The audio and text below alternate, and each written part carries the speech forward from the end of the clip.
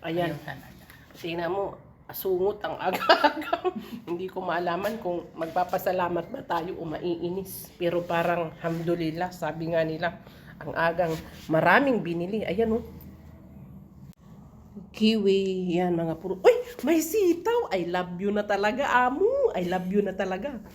Kamatis, orange. Uy, papaya.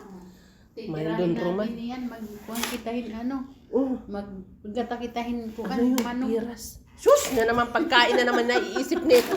Pucha. Alam nyo, wala na talagang space yung ref. Grabe. Uy, mansanas na maliliit. Masarap yan. Masarap yan eh. Grabe yung kamatis ko. Oh, ayan. Wala na nga kaming space sa ref. Hindi ko na alam kung saan ilalagay sa totoo lang. Tapos binilhan niya ako ng isda. Ito yung isda na binili niya sa amin. Kahit pa paano yan yung amo ko na yan, naiisip niya talaga kaming bilhan. O yan. Ito lagi kasi yung pinapabili ko na isda sa kanya. Tapos, meron pa dito. Ano itong isa? Uy, ganun din. Tapos ito naman sa kanila.